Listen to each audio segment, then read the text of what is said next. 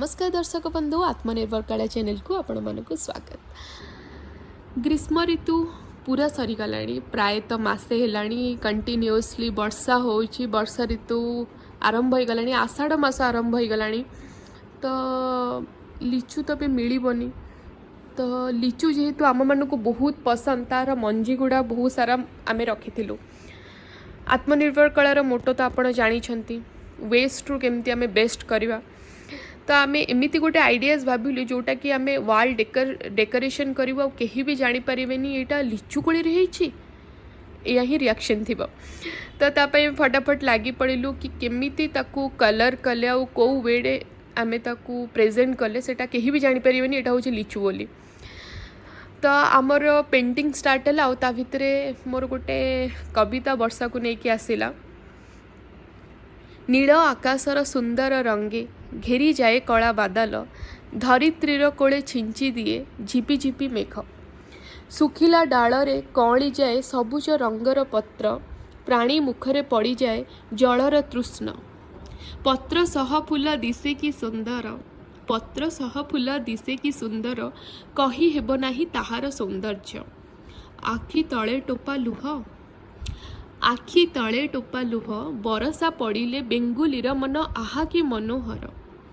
टोपाए पानी रे पृथ्वी सुंदर, अधिक पानी रे पृथ्वी अंधार। ए हेउची कथा बरसा पानी रा टोपाए बुंदा।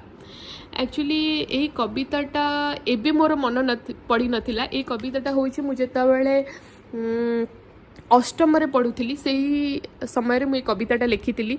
तो किछिटा पुराना फोटो देखु देखु यही कवितार फोटो भी थिला। तो मैं भाविली कि आपणक सहित यही वीडियोज रे शेयर करी बोली। तो कविता सरीबा भितरे आमर यही लिचु कोड़ी रे तैयारी वाल पेंटिंग भी सरी आसुचे।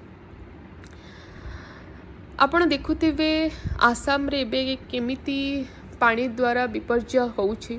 तो आमे सब बळे चेष्टा करिबा प्रकृति सह केबे खेलिबानी, प्रकृति को जेते साइतिकी रखिबा, जेते ताकू सबुज सुंदर बनेइबा, सीए सेते आमकू जाबुड़ी रखिबा। प्रत्येक दिन प्रत्येक समय रे आमे चेष्टा करिबा गछ लगेइबा, नाही कि गछ काटिबा। प्रकृति को केबे प्लास्टिक द्वारा प्रदूषण करिबानी, से प्लास्टिक को आनी कि आमे किछि सुंदर जिनस बनै परिबा।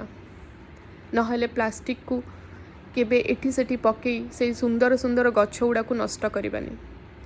आजिर वीडियो सह कविता आपण मानकु केमिति लागिला कमेंट बॉक्स रे निश्चय जणाइबे। जय जगन्नाथ।